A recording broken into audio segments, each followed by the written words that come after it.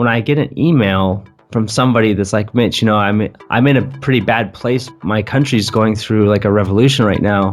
We don't have money for doing this or that, and I'm so thankful that you let me come into the Pencil Kings community. And it makes me feel that even though I probably will never meet this person, it just lets me know that what I'm doing, it has an impact. It's making a difference in the world. That feels really good. That's awesome. You're listening to the Pencil Kings podcast, and I'm your host, Mitch Bowler. We're here to talk with successful artists and get the story behind their artwork and how you too can push your art to the next level.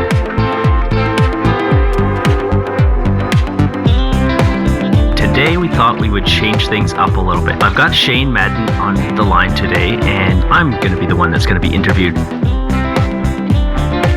How are you doing today, Shane? I'm doing awesome, Mitch. How are you? Pretty good. So why don't you give people just a brief background about yourself, and then we'll just let you take over the questions here. I have that inspiration like a volcano. Well, I'll show you soon enough. Here's a list of what I want. I am an illustrator, former concept artist. I do a lot of book covers. You probably have listened to the previous podcast where I was on the other side, and that's about it. What I really want to get to is Mitch's story. Honestly, I think your story of how you got into the industry and how you do what you do and why you do what you do, I'm really inspired by it, and I'm actually honored and privileged to be the one doing the interview.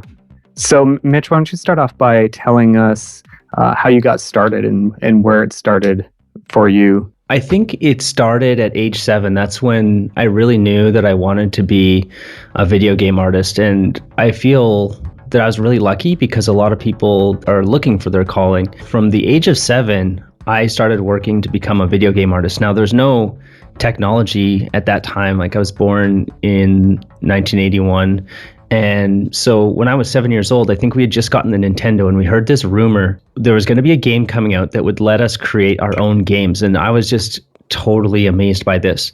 And so together with a couple of friends, we grabbed notebooks and we started designing levels and characters and all kinds of stuff for ideas that we could eventually create our own games. But I just kept going with this idea that I wanted to be a video game artist. And then Mario Paint came out for the Super Nintendo, and that let us do simple animation. So I would do whatever animation that I could, like frame by frame animation, drawing with this really rudimentary mouse and stringing that stuff together. And mostly, just to make my friends laugh. But I knew that animation was important, and I was developing those skills, and I didn't know how that was going to all work out, but I kept going forward with it. I think the next major milestone was when MechWarrior 2 came out. At that point, I got really into 3D, and I started to join some chat rooms online. I found that the people were really generous. So I would have questions, and then they would answer them, and I just kept working. And I would also go to the bookstore and buy these $70 like giant books. I swear they would be like 800 pages, and I would go through and do all the tutorials. I did some internships. I started to meet people, and when I was in university, there's still no game studios in my hometown. So I was going to university in Winnipeg, Manitoba, Canada. There weren't any game companies there, but there was this budding special effects company called Frantic Films. And so my friend, he said, "Hey, Mitch, I think we can get a job working at this film studio, working on X-Men 2. And I was like, oh, wow, that would be so amazing to work on a film like that. So we stayed up for 3 days straight. He was an animator, and I knew the software that we needed to learn, which is 3D Studio Max. So I kind of taught him how to do 3D Studio Max, and he helped me improve my animation. They were not the greatest animations, but it got us in the door, and it got us an interview, and they really needed people because there wasn't a big talent pool in that city. So I got in there, and then I worked really hard. So I always judged myself by how many frames of animation did I do today, and how many frames of animation did the guys on the left or right of me. And I always tried to do more. I always tried to push. I focused. I found what's the right music to listen to when you're working here that's going to allow you to produce the most output. And I just had this drive to learn and to want to be the best. And I had this cockiness too. I knew I wasn't the best, but I felt like I had the potential to be the best. And I think this is a really important characteristic as well for anything that you want to do. You need to have some degree of cockiness, and for me that seemed to work. And that kept spiraling bigger and bigger, and eventually I didn't feel that the visual effects work was fulfilling. I felt like I was creating the popcorn of life. That's the only way I can describe it, that it's like a nice little snack. If I was to choose popcorn or potato chips as a snack, I would go for potato chips. So yeah, there's just this empty feeling like, what am I doing? You work on this movie and everyone works so hard and so many revisions. I don't think people appreciate like how much work goes into like every second of screen time that they see. Then in the end, the movie comes out and you go and watch it and then you hate on everything. You just hate. I should have fixed that. This explosion isn't as good as it could be. And then you see the effects work of other people and you're like, oh, those explosions aren't nearly as good as we could have done. Why did they hire that company to do that? We should be getting more work. I knew that it wasn't where I wanted to be. So fast forward a little bit, I left that and I decided I was going to go to China. And a friend had convinced me to go to China to teach English. So I went there, and I also had a mentor that lived there. So I lived with my mentor for a while. He's this really talented programmer. I think he was one of the top ActionScript and Flash programmers in the world. While I was in China, I had a couple interesting gigs. Like I illustrated a cartoon for the local newspaper, and I was also doing 3D for people. One of the funnest jobs that I ever had was working on the Alien Resurrection. They did a DVD re-release, and so I got to model one of the ships, or like just working on that ship was so much fun, all the little detail. I started to get into teaching, and teaching, I don't know if it just comes kind of naturally to me. I was teaching English, that wasn't very fulfilling, but I found ways to sort of hack teaching so that I only had to work about 8 hours a week, and the rest of the time I could just spend like exploring the city and sketching on the street and being inspired. And while I was there, I also mentored this kid who he had dyslexia, and in the Chinese school system he didn't really have much opportunity because there's so many people going through the school system that there's no special needs teachers. There's nobody to really help those students that need extra help. So he was just being left in the dust, and his mom was getting worried about him because she knew that he needed some skills to get a job. So she had enrolled him in English classes, and that's how we met. He was learning from one of my friends. We found out that he was also interested in 3D. And so we started working together, and I was teaching him how to do some things and really just setting him on the path. And what I found was amazing is that his dyslexia, while it really hurt him in language studies, it really helped him in the artistic stuff. I'm not sure why exactly. I don't know a whole lot about dyslexia. It's like he could focus more on things and focus longer and make more progress and assimilate information quicker than other people. And now he's one of the top artists in the video game studios in China. So that's really cool and inspiring. I have something more. Something none of your dry as dust professors and routine-ridden doctors have. Love, devotion, passion. Like, I don't think there's a lot of people out there that are like, hey, I got to stay up 3 nights in a row. I may have a chance to work on this X-Men movie and would actually do it. You could have just spent all 3 nights and they very easily probably could have said no. But just the fact that you did it is just, it just blows my mind. I don't know if people have noticed, but as you're telling the story, it's like the same thing over and over and over again. It's just your sheer determination and will and not letting anyone tell you that you can't do it or stop. I find that to be really inspiring. I don't think my parents understood what I wanted to do. Like, I feel the day that a parent asks a child, what do you want to be when you grow up? And the child says, I want to be an artist. I feel like that's a little bit of a sad day for the parent because Yes.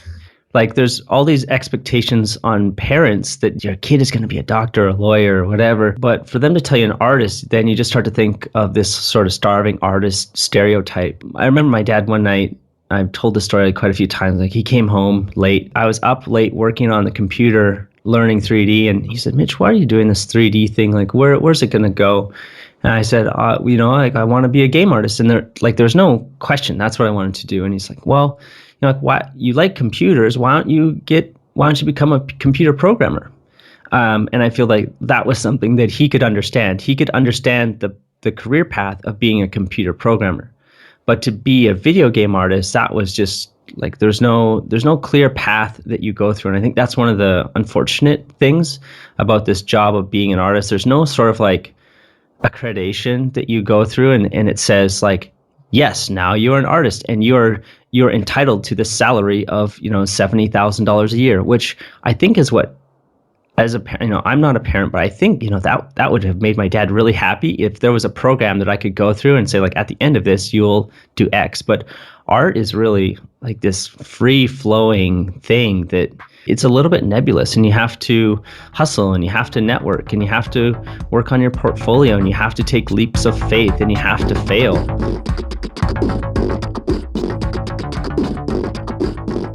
I was in China and I saw how crazy people were for video games and also how talented of artists they are in China.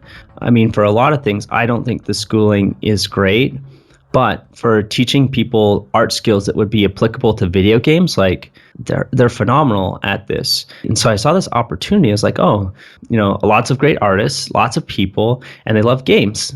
And the cost of living here is far less than it is in North America. Maybe there's an opportunity here.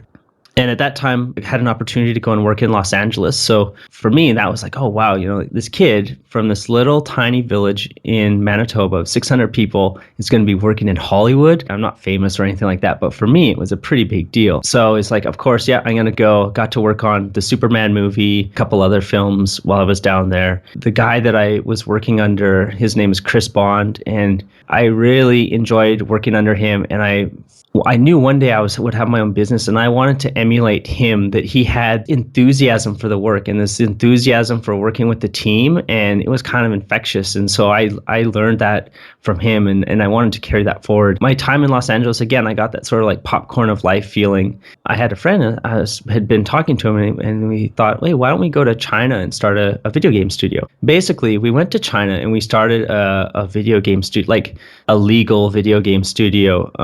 I was always afraid that one day we'd just get this knock on the door and it would be these sort of like people in official uniforms and be like, this is like an unsanctioned office, you're done. And not only is your business done, we're also going to kick you out of the country. So I was always worried about that. And what this business advisor said was like, no, don't worry about that. Like, you're not making any money right now. You're nothing.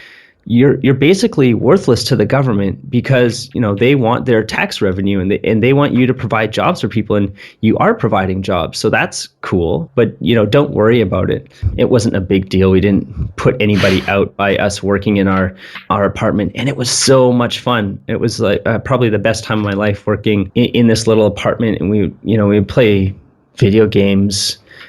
Every night I brought over the WWE championship belt, like a plastic replica from Walmart, and whoever won fight night that night, they got to have it on their computer the next day. And it was just a ton of fun. It got to a point where we had to close down, and so we took the employees and we rolled them into this other company, everybody that wanted to go.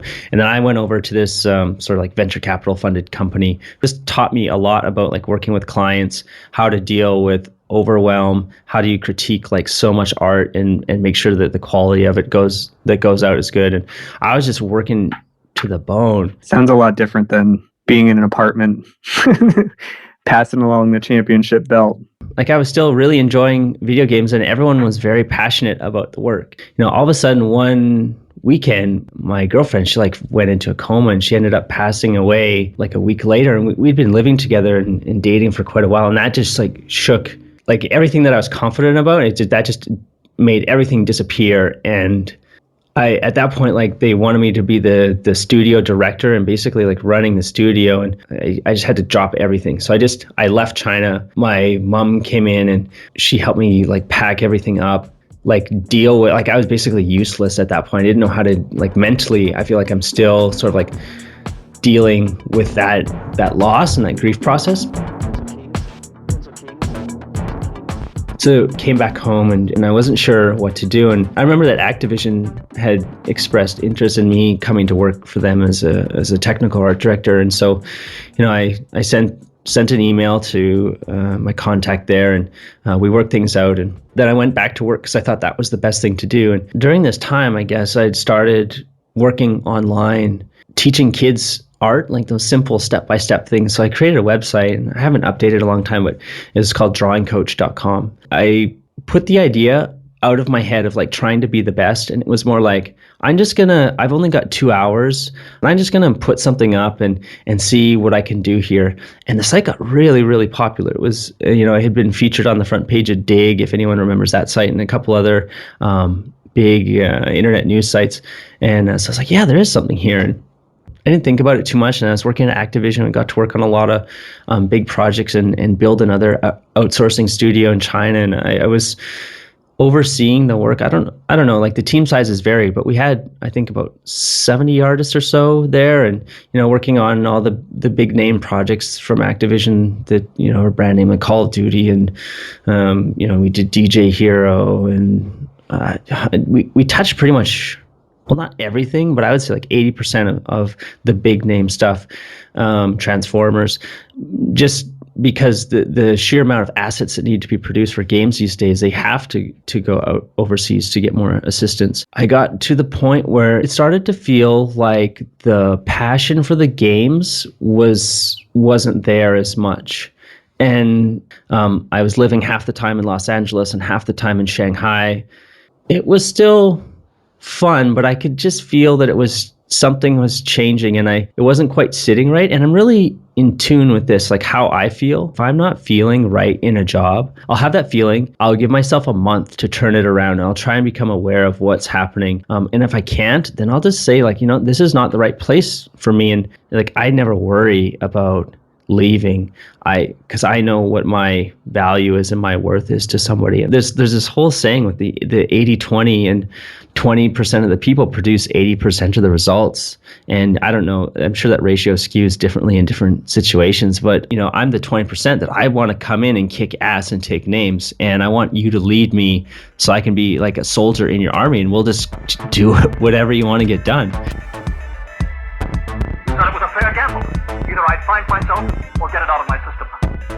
After I left Activision, I started this company, and I thought, well, what if we took what we did with Drawing Coach, and now we have pencilkings.com, which is the name of this podcast. Originally, it was like, oh, well, art school is really expensive. There's a search engine that lets you check the price of colleges, and I believe it's Ringling, and I could be wrong, but what I remember seeing was that students graduate, and the cost is like $150,000. Yeah, I believe I read something last week or so that in the U.S. at least it was about $40,000 a year for a normal just art education, and 4 years to get your bachelor. That's like a good $160,000, which is crazy. When you graduate as an artist, or if you want to be an artist, you're judged on the artwork that you can do. It's not saying, and there are art schools out there that are amazing. Mm-hmm. I have yet to meet somebody that went to Sheridan that I'm not blown away by their art. Even if they're not an artist right now, like they could take out a napkin and just draw something, and you'd be like, oh my God. They only take in the best people. No one realizes that they only take in like 100 artists a year, and they really vet them so that the people coming in are really amazing, and then they know for a fact that the people coming out are really amazing, and it like perpetual motion art machine.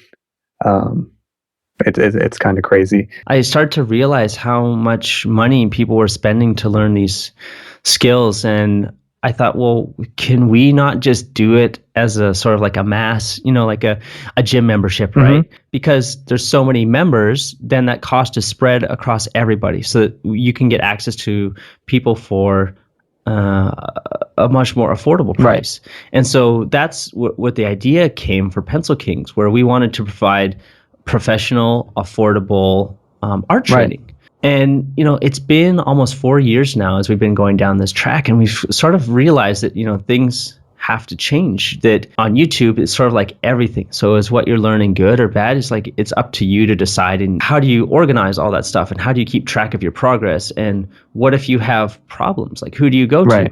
So now we have a dedicated artist inside our community that is there for artists. When you have a question, you're like, oh, I'm not sure how to draw, for example, elbows. Like, elbows always have given me trouble. I can never seem to get them right. My drawings come off looking lifeless and flat. she's there to help you go through that stuff, assist you and point you in the right direction is in terms of like additional learning materials.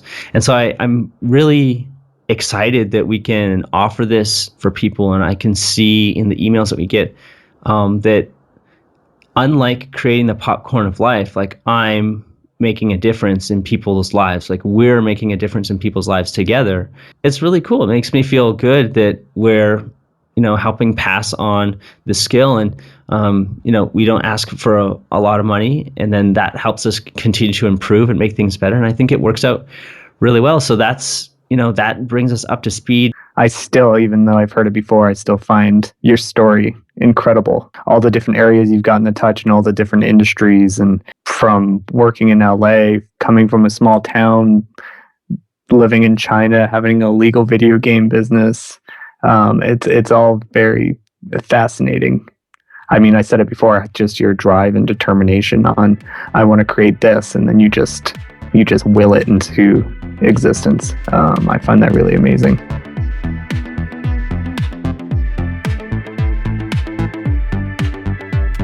Why is Pencil Kings different than some of these other art schools like Full Sail or Gnomon Workshop or anything like those sort of things? What differentiates you guys? What's your real differentiation? That's a great question, because obviously we could say we differentiate on price. I've been working with artists online for 8 years now, and as I continue to work with people and understand their problems more, I feel like we have a pretty good handle on the problems that people have. Also, if you want to have like one-on-one instruction, you need to pay your instructor for the time. How can you have accountability? How can you get feedback?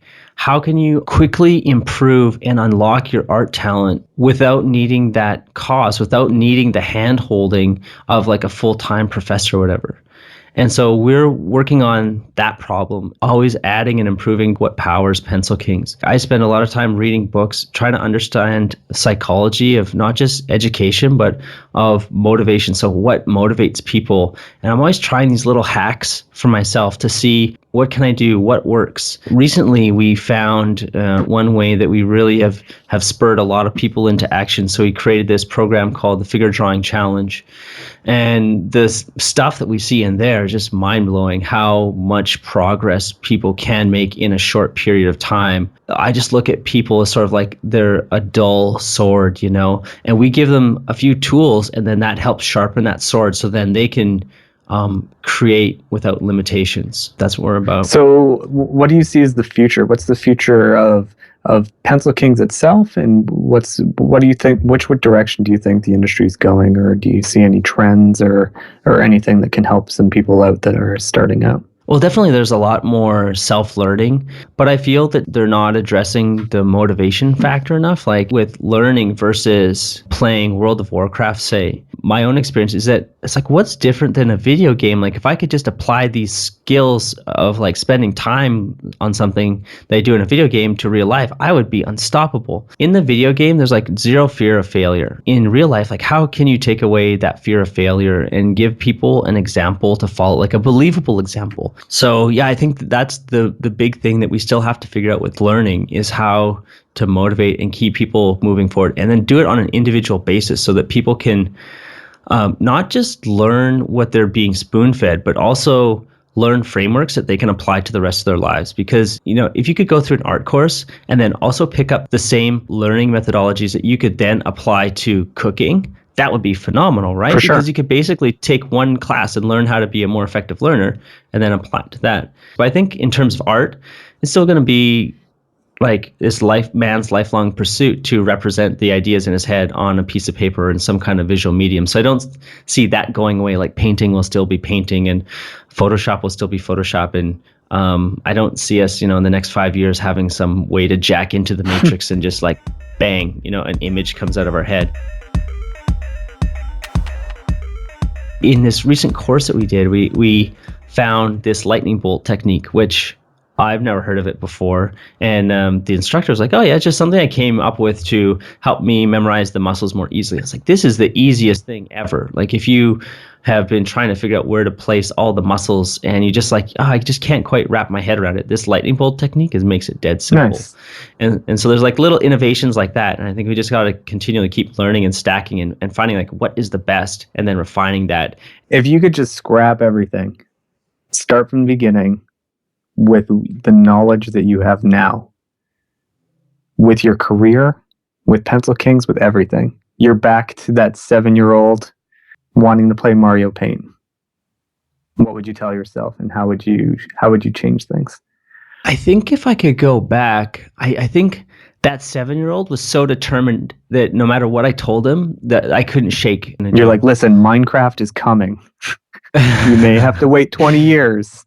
The big difference that I realized, and it came up a few times, is it helping anyone? Is it like impacting the world, even in a small, tiny way? If I could go back and talk to that kid and actually have, you know, that 7-year-old version of myself understand and be like, Mitch, like, what could you do that could impact the world? And it doesn't mean that there's any sort of like fame or recognition or monetary reward. It just means that when you do something like that, you feel fulfilled. And so ultimately, while video games was extremely fun and financially rewarding, and I got to travel and meet lots of interesting people and meet and work with some of my heroes. At the end of the day, like once I sort of climbed that career ladder, it wasn't the fulfillment that I was looking for. And so what I'm doing now, when I get an email from somebody that's like, Mitch, I'm in a pretty bad place. My country's going through like a revolution right now. We don't have money for doing this or that, and I'm so thankful that you let me come into the Pencil Kings community. And it makes me feel that even though I probably will never meet this person, it just lets me know that what I'm doing, it has an impact. It's making a difference in the world. That feels really good. That's awesome. We should probably start wrapping it up, but I just wanted to ask one last question. If somebody was new and really wanted to get into the art industry, besides signing up for Pencil Kings, what is the best advice you could give them to set them on the right path to obtain their goal? Like having a really clear goal on what you want to do, and then start to find role models, like people that are doing it that you can look up to and say like, oh man, this guy, he's really good and he's doing this thing. And then actually reach out to that person. And you might not get in touch with the first person that's doing it, but I bet if you contacted 10 of your heroes and told them a little bit about your story, I mean, don't be too long-winded, that those people will be happy to help you. And I've heard many instances of this happening. And yeah, have that clear vision and then find somebody that can help you along the path. I've helped a lot of people, and they'll give you the peace of mind when you're not sure which step to take next. Because you might have 10 options that you could do. Do I go to school? Do I study here? Do I study there? And they'll just help you immediately start taking action again. Yeah, I think mentorship is a huge thing. And I think it's one of the things that's really kind of overlooked, especially by people starting out. I feel that not only do mentors just help you out with like knowledge and things like that, but a lot of the time, I mean, people move around, people know people, this person knows this person, and a lot of the time, especially in this industry, word of mouth is what gets you more and more jobs, and making that network. And the more people you know, if someone's more established and they can vouch for you, that just helps push you along that little bit further and that little bit faster. And the other thing I found too is you talk back and forth and you end up having kind of a relationship with them, and then they will give you work themselves or help you along, even just to, you finished a piece, you like it, or something's just not right about it, you want to get another set of eyes on it. Most artists like to have their stuff critiqued by other artists, not just like normal people on the street.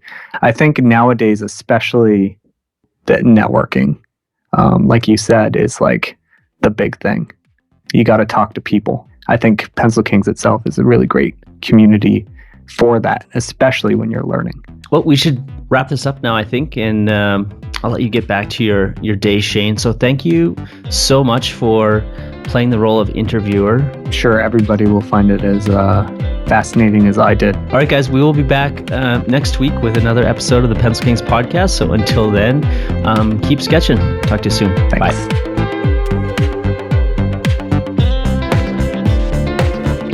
That does it for another episode of the Pencil Kings podcast. If you'd like to check us out and see more about what we do, head on over to pencilkings.com. You can check us out on Facebook, Twitter, we're everywhere. And, well, that's it. See you guys soon.